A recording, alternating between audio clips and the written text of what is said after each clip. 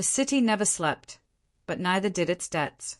Somewhere between the neon haze and the cracked pavement, a woman named Naira Colvin learned what it meant to inherit someone else's ruin. Her father had been a gambler, the kind who bet on luck when he had none left to spend.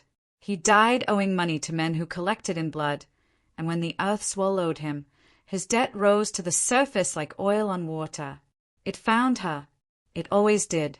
She worked 3 jobs, waitress by morning, cleaner by night, and somewhere in between, she existed in the gray space of exhaustion. But no matter how many hours she sold, the number never shrank. The interest climbed faster than her hands could reach. And then one night, the men came. They didn't knock. They didn't ask.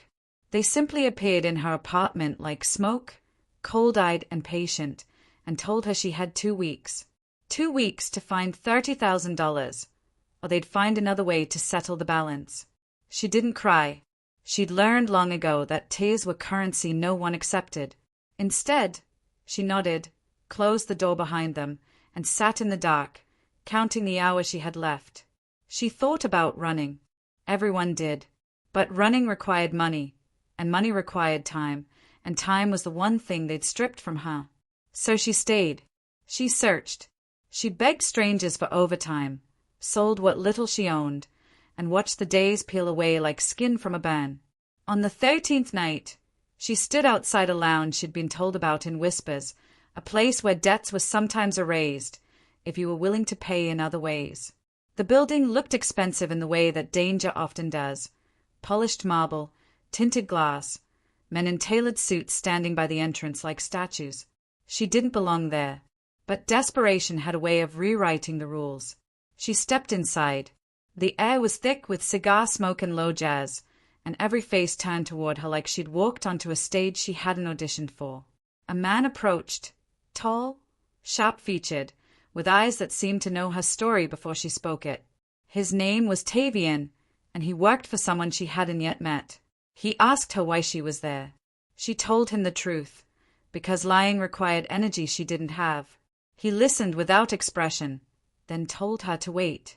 She sat in a corner booth, hands folded, heart hammering, and wondered if she'd just made the last mistake of her life. And then he walked in.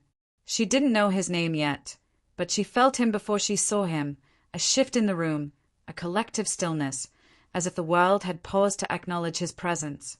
He was younger than she expected, maybe early 30s, with dark hair and a face carved from something colder than stone. He wore a black suit that fit like a second skin, and when he moved, the crowd parted without being asked. His name was Cologne Markellis, though most people never said it aloud.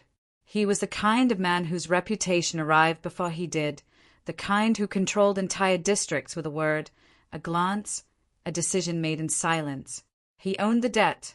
He owned the men who'd come to her door. And now, in a way she didn't yet understand, he owned her too. Tavian whispered something to him, and Cologne's gaze shifted across the room, landing on her with the weight of a verdict. He didn't smile. He didn't frown. He simply looked, and in that moment, she felt seen in a way that terrified her.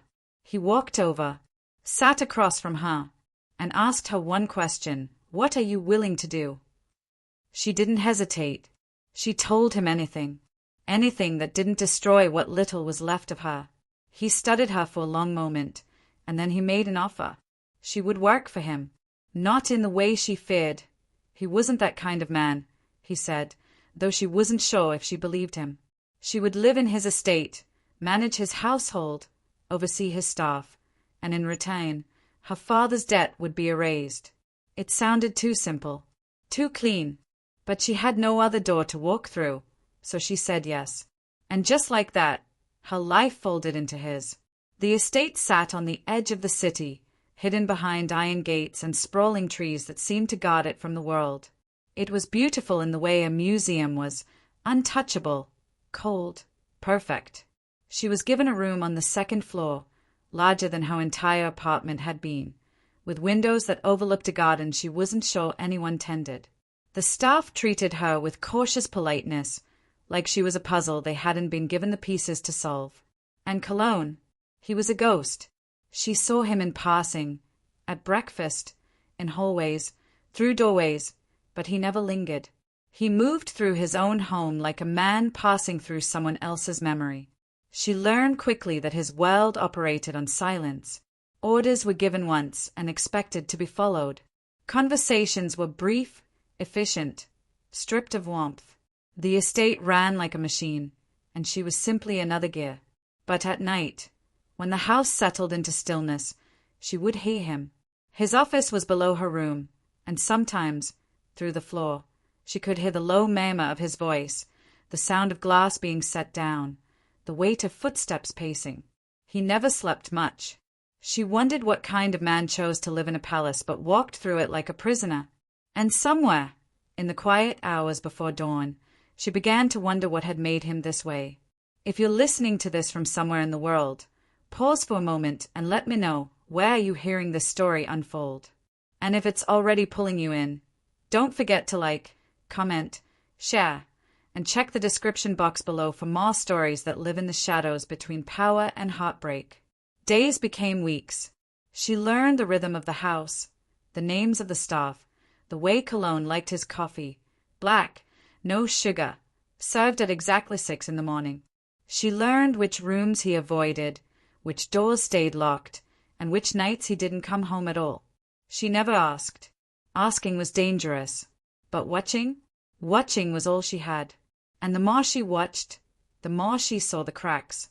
He was careful, controlled, but occasionally something would slip, a tightness in his jaw when a sight and name was mentioned, a pause before answering a phone call, the way his hand would flex like he was trying to hold something that kept slipping through his fingers. He wasn't just powerful. He was haunted. And she, who had spent so long running from ghosts, recognized the look. One evening, she brought him dinner in his office. He hadn't asked for it, but the staff had mentioned he'd been in there since morning, and she'd learned that men like him often forgot to eat. She knocked. He didn't answer, but the door was unlocked, so she stepped inside. He was standing by the window, staring out at the grounds, one hand in his pocket, the other holding a glass of whiskey he hadn't touched. She set the tray down quietly, intending to leave, but his voice stopped her. "You don't have to be afraid of me," he said, still facing the window. She froze. She hadn't realized it showed. "I'm not," she lied. He turned then, and for the first time, she saw something other than cold calculation in his eyes. It was brief, just a flicker, but it looked almost like exhaustion. "Yes, you are," he said. "Everyone is." He wasn't wrong, but she didn't apologize for it. Instead, she asked a question she hadn't planned to ask. "Do you want them to be?" He looked at her for a long moment, and she thought he might not answer. But then he said, simply, "It's safer that way." She didn't understand what he meant. Not then, but she would, because the world he lived in didn't forgive softness, and the people who surrounded him weren't loyal. They were leashed. Fear kept them in line. Fear kept them alive. And somewhere along the way, he'd learned that love was a liability he couldn't afford. So he'd buried it, locked it away, built walls so high that even he couldn't see over them anymore. But Naira? She wasn't afraid the way others were. She was afraid of losing herself, of becoming another shadow in a house full of them. And maybe that's what made her different. She didn't flinch when he spoke. She didn't lower her eyes when he looked at her.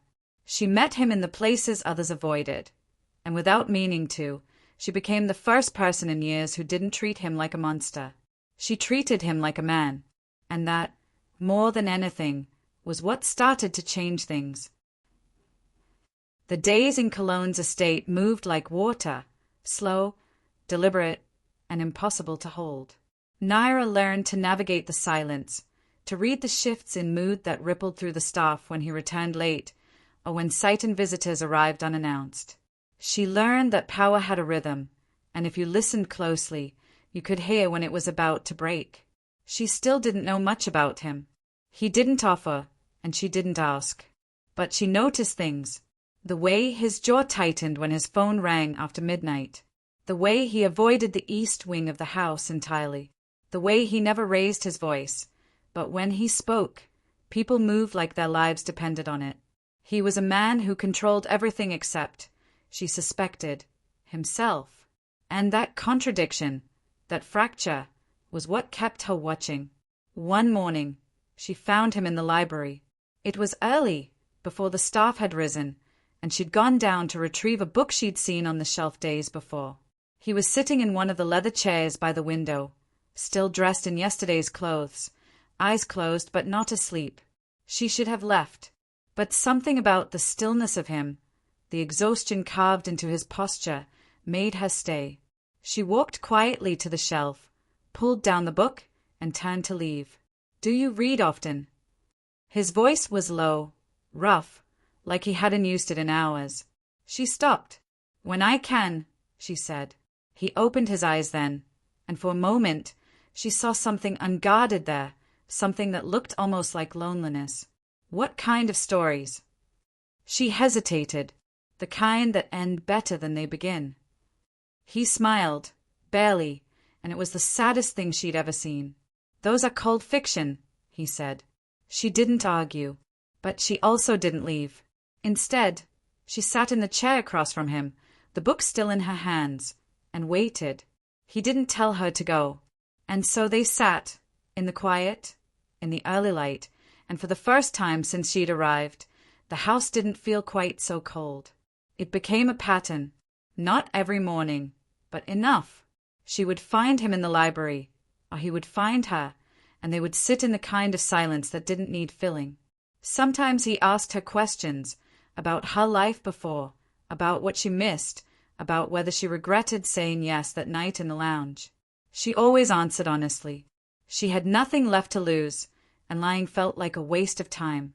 He never offered much about himself, but occasionally he would say something small, something that felt like a piece of a puzzle she didn't have the full picture of yet.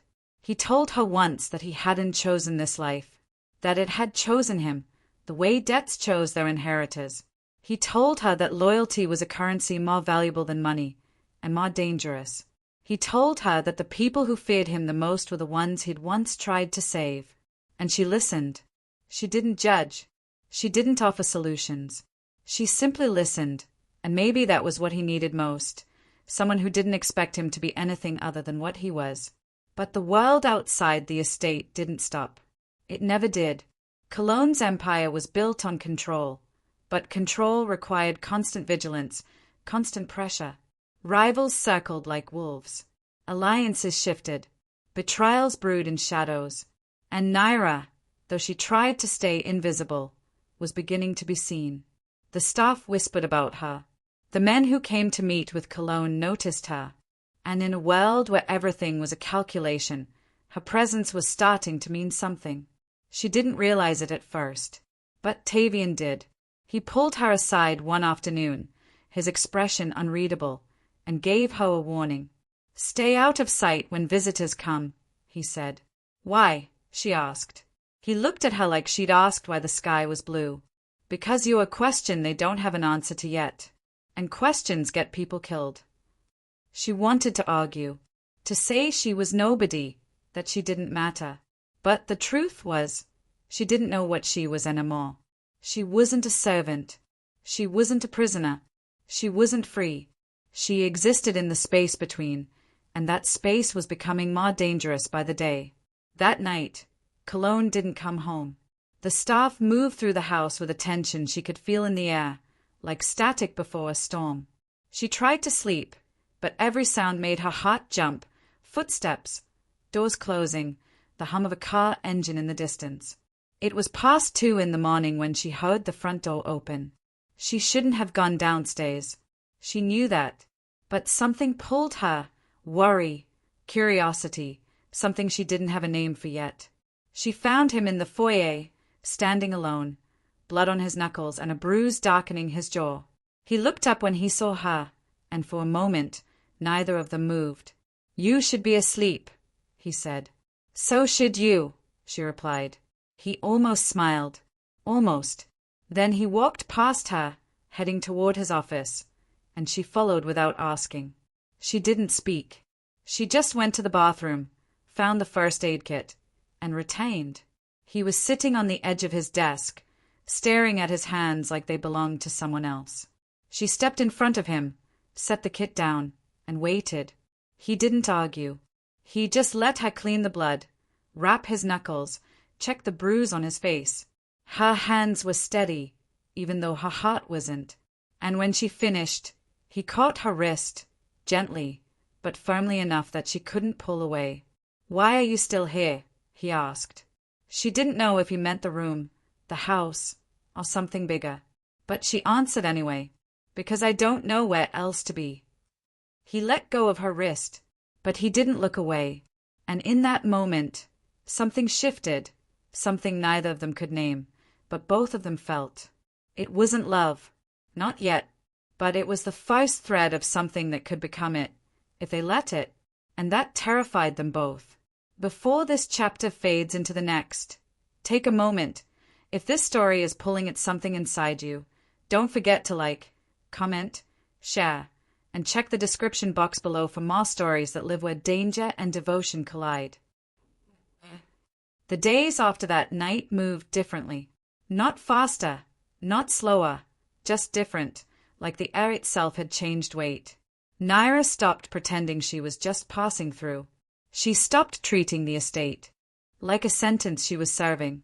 Instead, she let herself settle into the rhythm of it, into the strange, quiet intimacy that had begun to grow between her and the man who owned it. Cologne didn't speak more. He wasn't suddenly open or warm, but he stopped avoiding her. He stopped moving through the house like she was furniture. When she entered a room, he noticed. When she spoke, he listened. And sometimes, late at night, when the rest of the world had gone dark, he would find her in the library, and they would sit together in the kind of silence that felt less like absence and more like presence. She learned more about him in those silences than she ever could have through words. She learned that he drank his coffee cold when he forgot about it, that he read the same book over and over, a worn copy of something philosophical she'd never heard of, that he preferred the company of silence to the noise of people, and that when he was tired, really tired, he let his guard down just enough for her to see the man beneath the reputation. He was careful, controlled, but he was also exhausted in a way that had nothing to do with sleep. And she understood that, because she'd spent years carrying weight that wasn't hers either. Maybe that's what drew them together, the shared understanding that survival didn't mean you were whole, just that you were still standing. But standing was getting harder. Cologne's world was closing in. She didn't know the details. He didn't tell her, and she didn't ask. But she could feel it. The meetings grew longer, the visitors more frequent. Men came and went at all hours, their faces hard, their voices low. Tavian stopped smiling. The staff moved with a tension that made the house feel smaller, tighter, like the walls were slowly pressing in. And Cologne, he grew quieter, more distant, not from her, exactly, but from everything. He was preparing for something. She just didn't know what. One night, she found him standing in the garden. It was late, past midnight, and the air was cool enough to sting. He was alone, hands in his pockets, staring out at the trees like they held answers he couldn't reach. She walked up beside him, didn't say anything, just stood there. After a long moment, he spoke. "Do you ever think about leaving?" She didn't lie. "Every day." He glanced at her, something unreadable in his eyes. "But you don't." "No," she said. "Why not?" She thought about it, really thought about it. And then she said, "Because I don't think I'd be running toward something. Just away from you." He looked at her for a long time, and then he said, quietly, "Maybe that would be better." She didn't understand what he meant.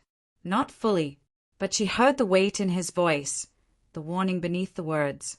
He was telling her something, something he wouldn't say outright.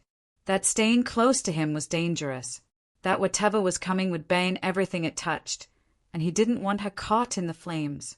But she didn't leave. Not that night. Not the next.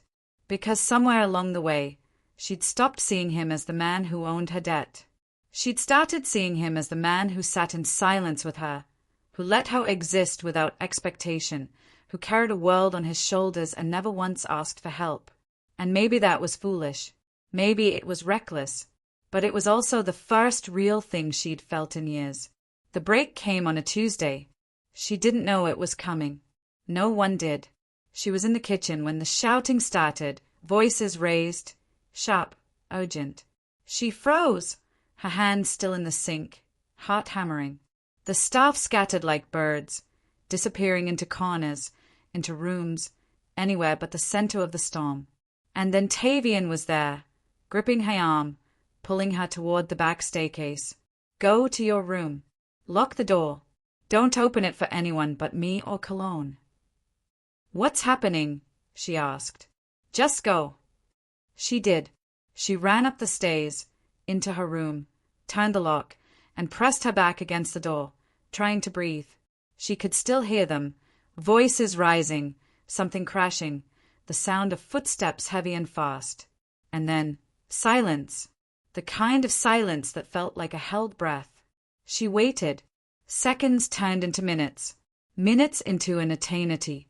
And then she heard it, a single gunshot, sharp and final, echoing through the house like a period at the end of a sentence. Her hands shook. Her legs threatened to give out. But she stayed where she was, because she didn't know what else to do. And then, finally, there was a knock. It's me. Cologne's voice. Low. Steady. She unlocked the door.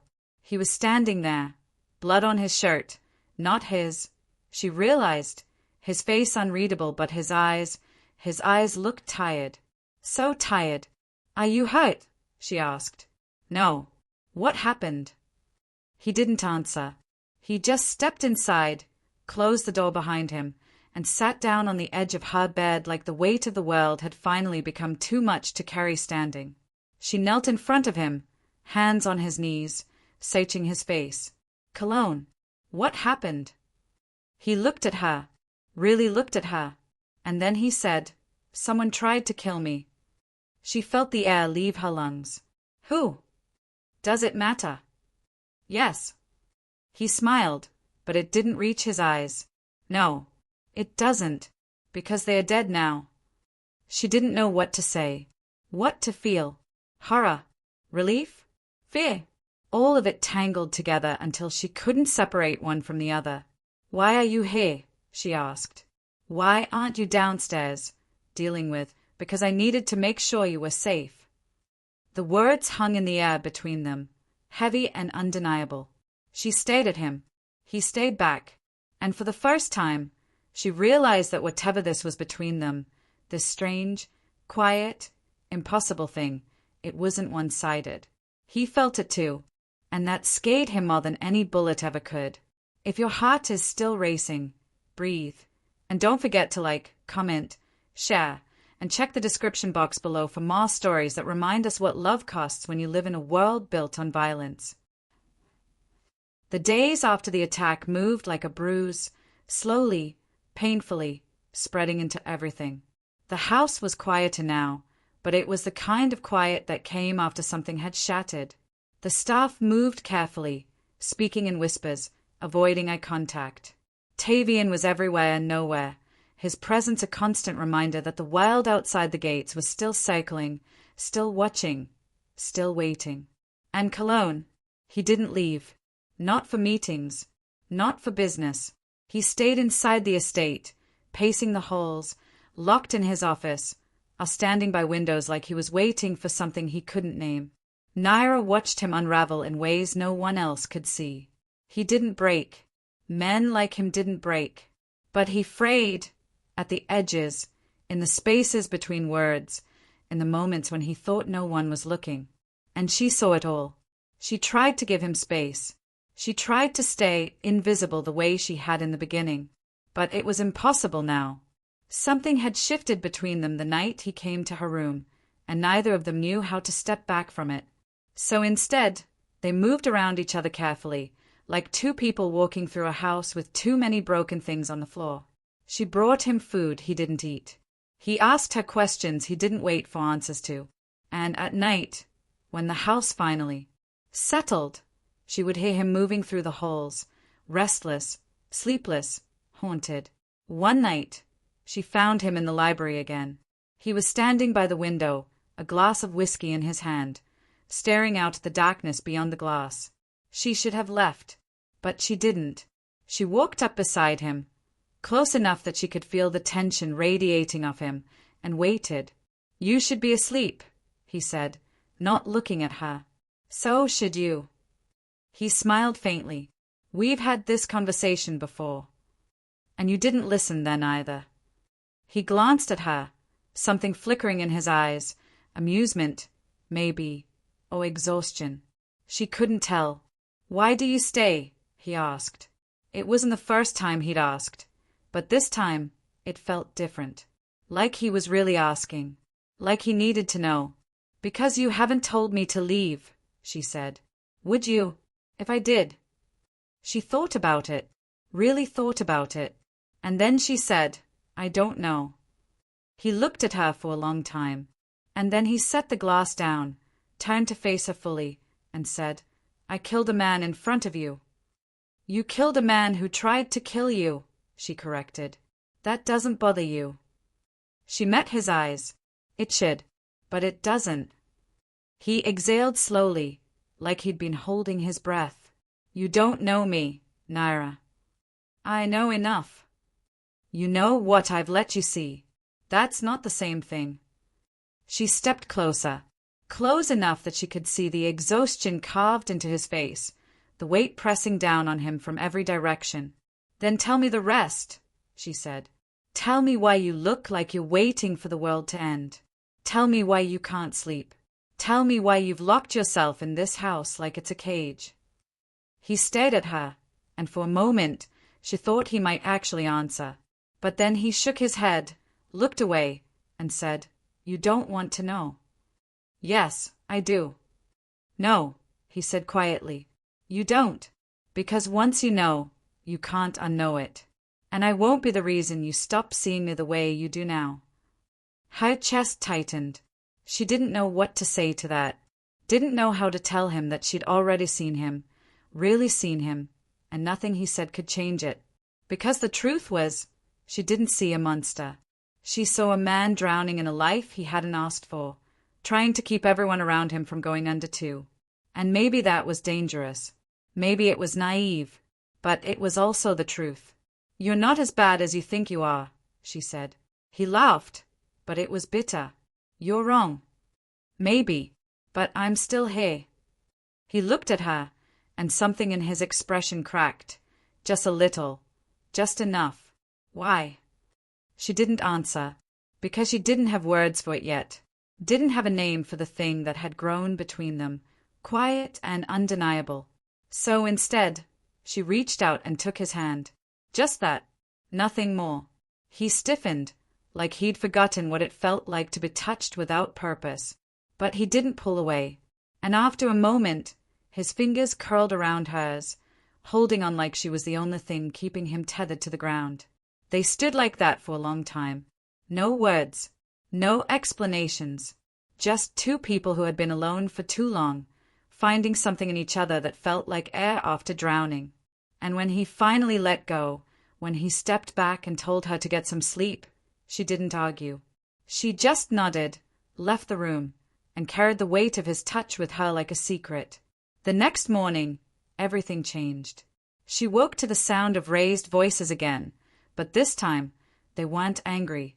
They were urgent. She threw on clothes and hurried downstairs, her heart pounding. Tavian was in the foyer, on the phone, his face tight. Cologne was beside him, fully dressed, his expression unreadable.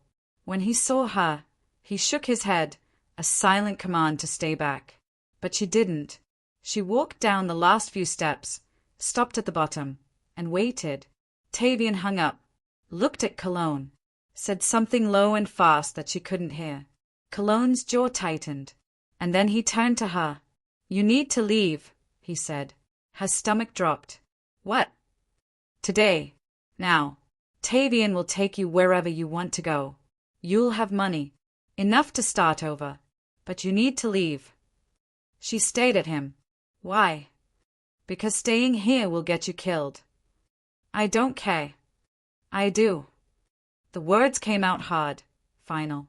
And the look in his eyes, God, the look in his eyes, told her everything he wasn't saying. That he cared, that she mattered, that whatever was coming, he couldn't protect her from it, and he'd rather send her away than watch her burn. She shook her head. I'm not leaving. Naira, I'm not leaving, she said again, louder this time. Not unless you tell me why. Not unless you tell me the truth. He looked at her like she'd just driven a knife into him. And then, finally, he said it. Because the people I've spent years keeping at bay are coming for me. And when they do, everyone close to me becomes a target. I've already lost too many people I care about. I won't lose you too. The room went still. She felt the weight of his words settle over her, heavy and final. And she realized, in that moment, that this wasn't about protection. It was about fear. He was afraid. Afraid of what loving someone in his world would cost. Afraid of becoming the reason someone else got hurt. Afraid of letting her in, because letting her in meant giving the world a weapon to use against him. And she understood. God, she understood. But she also knew that running wouldn't save her, because the damage was already done. She already cared. She already saw him. And no amount of distance would change that. During this emotional turning point, pause with me, if you feel the gravity of this moment, of what it means to love someone in a world that punishes it. Then like, comment, share, and check the description box below for more stories that know love is both salvation and risk. She didn't leave. Not that day. Not the next. Cologne didn't push her again, though she could see the frustration in his eyes every time he looked at her, the war he was fighting within himself. He wanted her safe, but he also wanted her close. And those two things couldn't coexist in the world he lived in. So instead, he did the only thing he could. He tightened security, doubled the guards, and kept her within the walls of the estate like it was the last fortress on Oath. And maybe it was, because the world outside was moving, shifting, preparing for something that felt inevitable. Naira could feel it in the way Tavian spoke on the phone, the way meetings stretched late into the night, the way Cologne's face grew harder, colder, more distant. He was preparing for war, and she was caught in the middle of it. She tried to help, tried to do something, anything, that might ease the weight he carried. But there was nothing she could do. This wasn't her world. She didn't know the language of power, the calculations of violence, the way men like Cologne navigated a life where every decision could mean life or death. So instead, she did the only thing she knew how to do. She stayed. She stayed in the quiet moments, in the spaces between chaos, and she reminded him, without words, that he wasn't alone. And maybe that was enough. Maybe it wasn't. But it was all she had to give. One night, she found him on the balcony outside his room. It was late, the air cold enough to sting, and he was standing at the railing, hands gripping the stone like he was trying to hold the world in place. She walked up beside him, wrapped a blanket around her shoulders, and waited. "You should be inside," he said. "So should you." He smiled faintly, but it didn't last. "I can't sleep." "Neither can I." They stood in silence for a while, the city lights stretching out below them like fallen stars. And then, quietly, he said, "I'm sorry." She looked at him. "For what?" "For bringing you into this. For not sending you away when I should have. For—" he trailed off, jaw tight. "For caring about you." Her breath caught. She'd known. Of course she'd known. But hearing him say it, out loud, unguarded, made it real in a way it hadn't been before. "I care about you too," she said. He closed his eyes, like the words hurt. "You shouldn't." "Probably not. But I do." He turned to her then, and the look on his face was something she'd never seen before. Raw, open, terrified. "If something happens to you because of me, it won't." "You don't know that." "Neither do you." He stared at her, and for a moment she thought he might argue. But instead, he reached out, cupped her face in his hands, and kissed her. It wasn't gentle. It wasn't soft. It was desperate, like he was trying to memorize the shape of her, the taste of her, the feeling of something good before the world took it away. And she kissed him back, because she didn't know how to do anything else. Because she'd spent so long running from everything that hurt, and for once, she wanted to run towards something instead. When they finally pulled apart, both of them breathing hard, he rested his forehead against hers and said, "This is a mistake." "I know," she whispered, "but I don't care." He laughed softly, bitterly. "You should." Too late. And it was. Because there was no going back now. No pretending this was just survival, just circumstance. It was real. Messy and dangerous and impossible, but real. And that changed everything. The next few days moved like a countdown. Naira didn't know what was coming, but she could feel it, like pressure building before a storm. Cologne was different. Not colder, exactly, but sharper. He moved through the house with purpose, every action deliberate, every word calculated. He was preparing, and she hated that she couldn't help.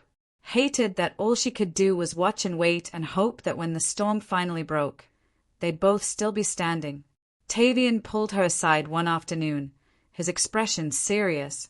"If something happens," he said, "if things go wrong, you run. You don't wait for anyone. You don't try to help. You just run." "I'm not leaving him," she said. "He'd want you to." "I don't care what he wants." Tavian looked at her for a long moment, and then he sighed. "You're just as stubborn as he is." She didn't argue, because he was right. That night, it happened. She was in her room when she heard it, the sound of tires on gravel, too many of them, moving too fast. Then shouting. Then gunfire. Her heart slammed against her ribs.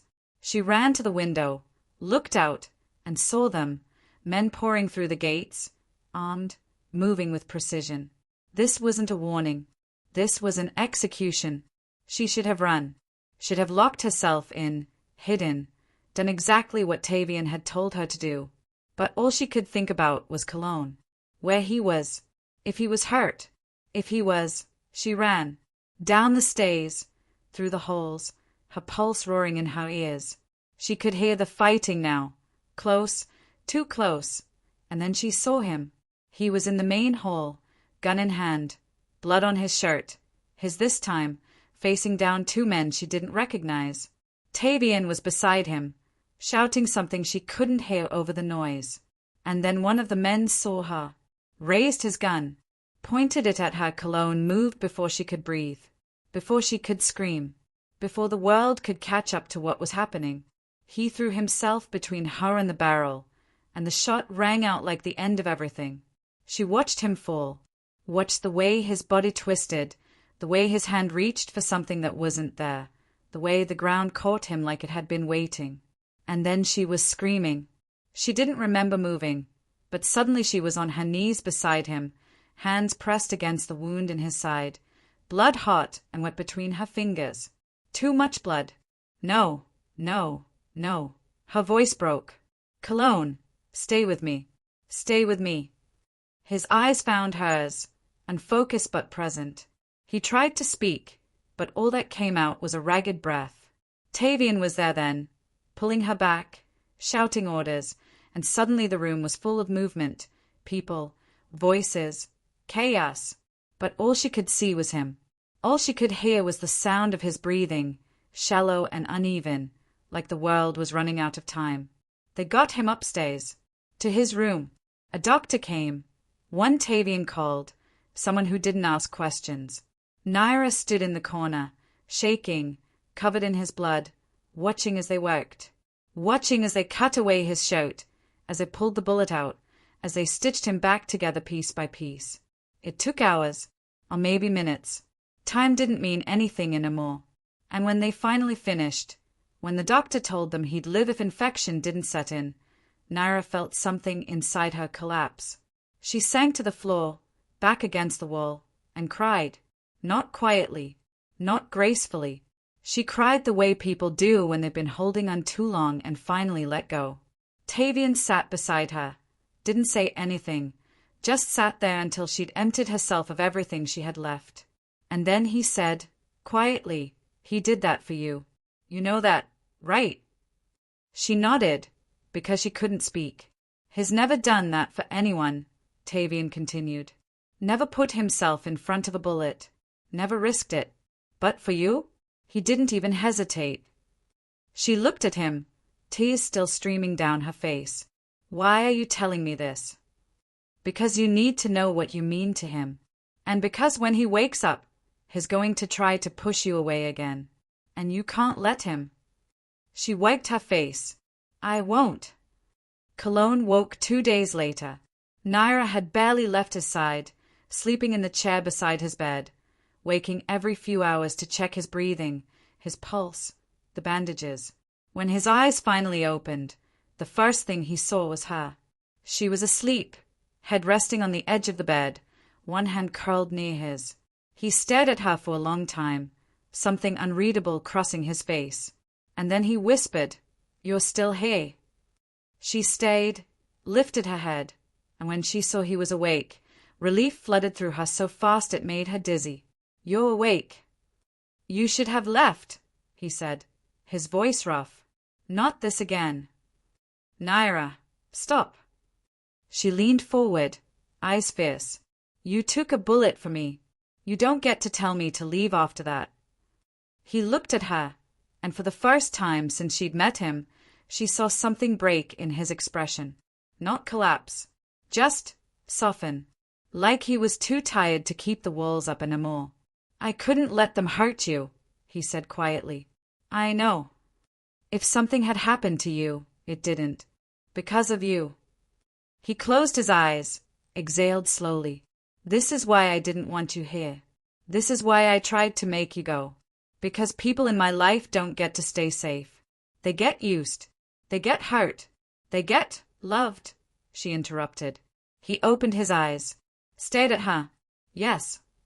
She reached out, took his hand, the one that wasn't bandaged, and held it. "Then I'll take my chances." He didn't argue. Maybe he was too tired. Maybe he'd finally run out of reasons to push her away. Or maybe he'd just realized what she already knew.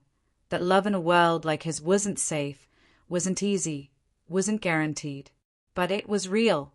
And sometimes, real was all you had. Over the next few weeks, Cologne healed. Slowly, painfully, but he healed. And Naira stayed. Not as a servant, not as someone paying off a debt, but as someone who chose to be there. Someone who'd seen the worst of him and stayed anyway. The estate settled. The threat, whatever it had been dealt with. Tavian wouldn't tell her the details, and Cologne didn't offer. But the tension lifted. The guards relaxed. The house breathed again. And in the quiet that followed, something new began to grow. Cologne still didn't sleep much. But now, when he couldn't, he'd find her. In the library, in the garden, in the kitchen at 2 a.m. making tea she'd never drink. And they'd sit together, in the kind of silence that had become their language. One night, she found him on the balcony again. The same place they'd stood weeks before, when everything had been about to break. She walked up beside him, wrapped a blanket around both their shoulders, and leaned against the railing. "What are you thinking about?" she asked. He was quiet for a moment. Then he said, "That I spent so long trying to keep people at a distance, I forgot what it felt like to let someone in." She looked at him. "And now?" He turned to her, and the look in his eyes was something she'd never seen before. Open, unguarded, almost peaceful. "Now I don't know how I survived without you." Her breath caught. "Cologne, I love you," he said. Simple, final, like it was the only truth that mattered. She felt tears prick her eyes, but she smiled through them. "I love you too." He pulled her close, wrapped his arms around her, and held her like she was the only thing in the world that made sense. And for the first time since she'd walked into that lounge months ago, she felt safe. Not because the danger was gone, but because she wasn't facing it alone anymore. Before we reach the ending, if this story has left a mark on your heart, if you felt every moment, every choice, every risk. Take a second to like, comment, share, and check the description box below for more stories that understand what it means to love in a world that doesn't forgive it. Life in Cologne's world didn't soften. It never would. But it shifted. The days still carried weight, and the nights still held shadows. But now, Naira walked through them beside him, not behind him. She wasn't a secret anymore. The staff knew, Tavian knew, and eventually, so did everyone else who mattered. She was no longer the woman who'd come to pay off a debt. She was the woman who'd stayed when she could have run. The woman who'd looked at a man the world called a monster and seen something worth loving.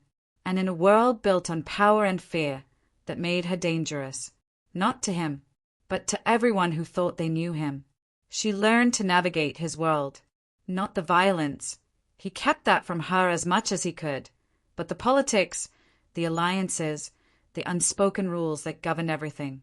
She learned when to speak and when to stay silent. She learned which people could be trusted and which ones smiled with knives behind their backs. She learned that love in this world wasn't a weakness, it was a weapon. And the people who knew how to wield it were the ones who survived. Cologne taught her without meaning to. He taught her that loyalty wasn't blind, it was earned. That fear could be a tool, but respect was stronger. That power meant nothing if you lost yourself in the process of keeping it. And she taught him to. She taught him that softness wasn't surrender, that letting someone in didn't mean losing control, that the walls he'd built to protect himself had also been the ones keeping him alone. They didn't talk about the future, not in concrete terms. The future in his world was never guaranteed, but they built something anyway, something quiet and unshakable, something that existed in the spaces between the chaos. He stopped sleeping in his office, started sleeping beside her instead, one arm draped over her waist like even in sleep. He needed to know she was there. She stopped flinching when he came home late, stopped holding her breath every time the phone rang. She learned to trust that he'd come back, that he'd always come back, because he'd proven it, over and over, in ways that words could never match. One evening, they sat together in the library. She was reading. He was pretending to wake, but mostly just watching her. "What?" she asked, glancing up. "Nothing," he said. "You're staring." "I know." She smiled. "Why?" He leaned back in his chair, studied her for a moment, and then said, "Because I'm trying to figure out how I got this lucky." She set the book down. "Lucky?" "Yes. You were shot because of me. And I'd do it again." She shook her head, but she was smiling. "You're impossible. And you love me anyway." She stood, walked over to him, and sat on the edge of his desk. "Yes, I do." He reached out, pulled her closer, and kissed her, slow, deliberate, like they had all the time in the world. And for a moment, maybe they did. But the world doesn't stop. Not for love. Not for anything. A few months later, Cologne received word that someone from his past was coming. Someone he'd thought was gone. Someone who wanted what he'd built, and wouldn't stop until they'd taken it, or destroyed him trying. Naira saw the shift in him immediately, the way his jaw tightened when he read the message, the way his hands flexed, like he was preparing for a fight he'd hoped would never come. "What is it?" she asked. He looked at her, and she saw the war in his eyes, the part of him that wanted to tell her, and the part that wanted to protect her from knowing. "Someone's coming for me," he said finally. "Who?" "Someone I used to work for. Someone I betrayed to get where I am now." Her stomach dropped. What does that mean? It means things are going to get dangerous again. More dangerous than before. She stepped closer. "Then we'll deal with it." "Naira, she repeated, firm. "Not you, we." He stayed at her, and she saw the moment he stopped fighting it. The moment he accepted that she wasn't going anywhere, no matter what was coming. "All right," he said quietly. "We." The next few weeks were a blur of preparation. Cologne moved pieces on a board she couldn't fully see, calling in favors, securing alliances, making sure every angle was covered. Tavian was everywhere, orchestrating, planning, ensuring that when the storm came, they'd be ready. And Naira, she stayed close. She didn't get in the way, but she didn't hide either. She'd learned enough by now to be useful, running messages, coordinating with the staff, keeping things running smoothly while Cologne focused on the war ahead. She wasn't a soldier, but she was part of the team, and that mattered. The confrontation came on a cold night in November. Naira didn't see most of it. Cologne had insisted she stay inside, in the most secure part of the house, with 2 guards posted outside her door. She hated it, hated being locked away while he faced whatever was coming. But she also understood. This wasn't about not trusting her. It was about not giving his enemies a target. So she waited. She sat in the dim light of the room, hands clenched, listening to every sound, footsteps, doors, the muffled echo of voices. And then, finally, silence. She stood, heart pounding, and moved toward the door. One of the guards opened it before she could reach for the handle. "It's over," he said. He's fine. Downstairs." She didn't wait. She ran, down the stairs, through the halls, until she found him in the main room, standing with Tavian, blood on his hands but very much alive. When he saw her, something in his expression softened. He crossed the room in 3 strides, pulled her into his arms, and held her so tight she could barely breathe. "It's over," he said into her hair. "It's really over." She pulled back just enough to look at him. "You're sure?" He nodded. His gun, and everyone who came with him. "It's done." She felt something inside her release, a tension she hadn't realized she'd been holding for months. "Good." He smiled. "Just a little." "Good." And for the first time in a long time, she believed it. The danger wasn't gone forever. It never would be. But this chapter of it, this particular storm, had passed, and they were still standing. In the months that followed, the estate became something it had never been before, a home. Not just a fortress, not just a place to survive, but a place where life happened, where moments existed outside of strategy and survival. Cologne still worked, still met with people she didn't always recognize, still carried the weight of an empire on his shoulders. But he also laughed now, smiled more, let himself be something other than the untouchable figure the world saw. And Naira, she found her place, not as someone in his shadow, but as someone beside him. She managed the household, yes, but she also became someone people came to when they needed advice, when they needed someone who could speak to Cologne in ways they couldn't. She became a bridge between his world and the people who lived in it, and she was good at it.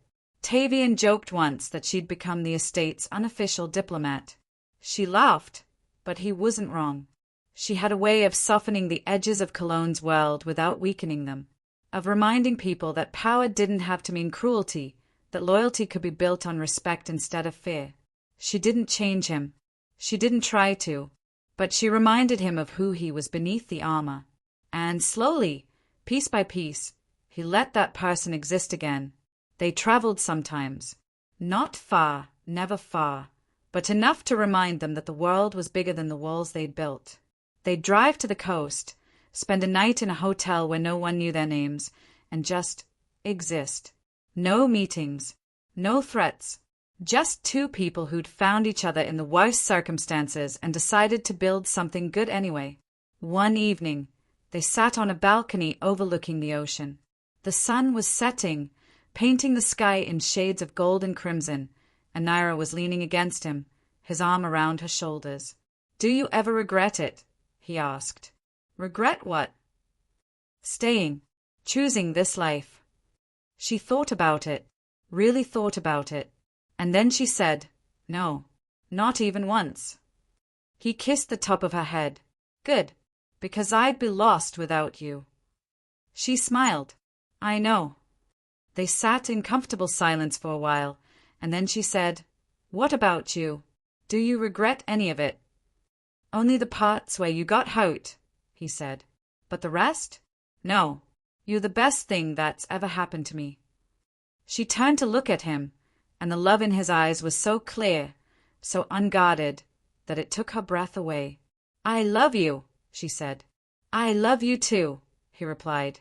And in that moment, on that balcony, with the ocean stretching out before them and the sky burning with color, everything felt possible.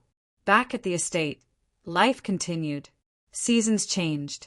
The house filled with people, not just staff, but friends, allies, the kind of people who mattered. Cologne hosted dinners now, something he never would have done before. And Naira was always beside him, elegant and warm, making people feel welcome in a place that had once been designed to keep them out. She changed the house in small ways. Fresh flowers in the entry, music playing softly in the halls, windows open to let in light. It was still Cologne's empire, but it was also their home, and that distinction mattered. One night, after everyone had gone, they stood together in the main hall, looking around at the space they'd built. "It's different now," Cologne said. "Good different. The best different." She smiled. "We did this together, you know." "I know." He turned to her, took her hand.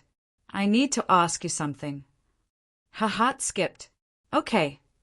He reached into his pocket, pulled out a small box, and opened it. Inside was a ring, simple, elegant, perfect.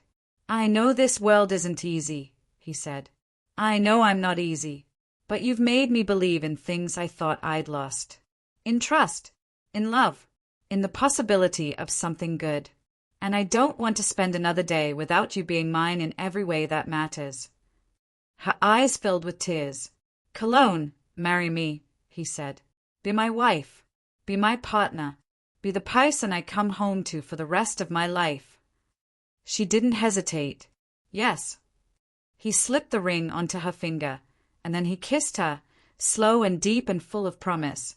And in that moment, surrounded by the life they'd built together, everything felt complete. The wedding was small, private, just the people who mattered most. Tavian stood beside Cologne, grinning like he'd won a bet. The staff lined the halls, smiling, genuinely happy for the two people who'd changed everything. And Naira walked down the makeshift aisle in a simple dress, her hand in Cologne's, and made vows that meant more than any contract ever could. They promised to stand together, to face whatever came, to protect each other, love each other, and build a life that was theirs, not defined by the past, but by the choice they made every day to keep choosing each other. And when they kissed, when the room erupted in applause, it felt like the ending of one story and the beginning of another. As we near the final moments of this journey, if you've stayed with them from the beginning, if you've felt every risk, every choice, every moment of love won against impossible odds, then take a moment to like, comment, share, and check the description box below for more stories that prove love can grow even in the darkest soil. The first year of their marriage was not without its challenges. Cologne's world didn't suddenly become safe because they'd made vows. Threats still emerged. Rivals still tested boundaries. The empire still demanded his attention. But now, he didn't face it alone. Naira stood beside him in ways that mattered, not in the violence, but in the strategy, the decisions, the weight of running something that never stopped moving. She learned to read contracts, to sit in meetings, to understand the language of power in ways she never had before. And Cologne learned to share the burden, to trust that he didn't have to carry everything himself. They balanced each other. When he was too hard, she softened him. When she doubted, he reminded her of her strength. They argued sometimes, real arguments, where voices raised and emotions ran high, but they always came back to each other, always talked it through, always chose each other over pride. That was the foundation they built on. Not perfection, not ease, but choice. The conscious, daily choice to stay, to fight for what they had, to refuse to let the world break what they'd built. One evening, about a year and a half after the wedding, Naira found herself standing in the garden. It was the same garden she'd looked at when she first arrived, when she'd felt like a prisoner in a gilded cage. But now, it felt different. Now it felt like home. Cologne found her there, wrapped his arms around her from behind, and rested his chin on her shoulder. "What are you thinking about?" he asked. "How different everything is now," she said. "From when you first got here." "Yes." He was quiet for a moment. "Do you miss it? Your old life?" She turned in his arms, looked up at him. "No, not even a little." He smiled. "Good, because I'm not letting you go." She laughed. "I know. You've made that very clear." "I have to," he said, his tone turning serious, "because you're the only thing I've ever been afraid of losing." Her chest tightened. "You won't lose me." "Promise." "Promise." The years continued to unfold. They had their routines, their rituals. Sunday mornings in the library, late nights on the balcony, quiet dinners where they talked about everything and nothing. They traveled more, real trips, not just escapes. They saw the world together, experienced things neither of them had thought they'd get to see. And slowly, the shadows of Cologne's past began to fade. Not disappear, never disappear, but fade. He stopped looking over his shoulder quite as often, stopped bracing for the next attack, started believing that maybe, just maybe, he deserved the peace he'd found. Naira changed too. She grew into her role, into the woman she'd become. She was no longer the frightened girl who'd walked into that lounge years ago. She was strong, confident, unshakable. She'd faced down danger, stared fear in the face, and come out the other side. And she'd done it all without losing herself. If anything, she'd found herself, found the parts of her she'd buried under survival, under fear, under the weight of a debt that wasn't hers to carry. She was free now, truly free, not because the debt was gone, but because she'd chosen this life, chosen this man, chosen to build something beautiful in a place where beauty wasn't supposed to exist. One night, 5 years after they'd married, Cologne came home late. Naira was curled up on the couch, reading, when he walked in. He looked tired, but not the haunted kind of tired he used to carry. Just human. He sat beside her, pulled her close, and exhaled slowly. "Long day?" she asked. "Very." "Want to talk about it?" "Not really. I just want to sit here with you." She smiled, set her book aside, and rested her head on his shoulder.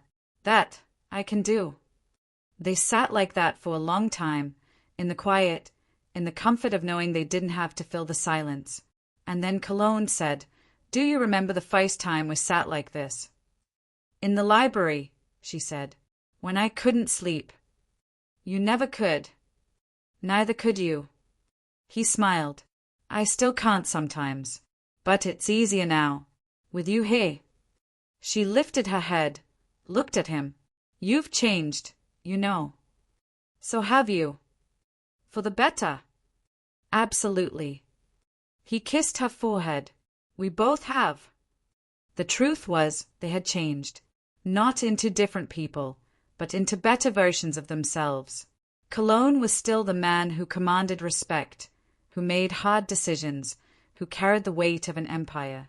But he was also the man who laughed at bad jokes, who made coffee in the morning, who held his wife like she was the most precious thing in the world. And Naira was still the woman who'd survived impossible odds, who'd fought her way out of darkness. But she was also the woman who'd chosen love over fear, who'd built a home out of ruins, who'd proven that strength didn't mean never being afraid. It meant being afraid and staying anyway. They'd built a life together. Not a perfect one. Not an easy one, but a real one, the kind of life that mattered, the kind of life that lasted. As the years passed, they faced new challenges. The world kept moving, kept testing them, but they faced it together, always together. And when people asked Naira how she'd done it, how she'd survived, how she'd built a life with a man like Cologne, she always gave the same answer. "I chose him. Every single day, I chose him. And he chose me back." It was that simple, that complicated, that true, because love, real love, wasn't about grand gestures or perfect moments. It was about the choice, the daily, unglamorous, sometimes difficult choice to stay, to fight, to keep building even when the world tried to tear you down. And they'd made that choice, over and over. 4 years, and they'd keep making it, for as long as they both lived. One evening, many years later, they stood together on the balcony where they'd shared so many moments. Naira's hair had threads of silver now. Cologne's face carried lines that hadn't been there before. But their hands were still intertwined. Their hearts still beat in sync. "Do you ever think about how this all started?" Naira asked. "All the time," Cologne said. And I'm grateful. For every moment. Even the hard ones. Because they led me to you." She smiled. "You're getting sentimental in your old age." "Maybe. But it's true." She leaned against him, and they stood there, watching the sun set over the city, over the life they'd built, over the years they'd survived and the years still to come. And in that moment, everything they'd been through, the fear, the danger, the impossible odds, it all made sense. Because they'd found each other, they'd chosen each other, and that, more than anything, was what mattered. Before this story ends, before we say goodbye to Naira and Cologne, take one last moment. If their journey has touched you, if you've seen yourself in their struggle, their love, their choice, then like, comment, share, and check the description box below for more stories that remind us love is not the absence of fear, but the decision to stay despite it. The final chapter of their story wasn't written in grand gestures or dramatic endings. It was written in the quiet accumulation of days, in the small moments that built a lifetime. Cologne eventually stepped back from the more dangerous aspects of his empire, passing leadership to people he trusted, people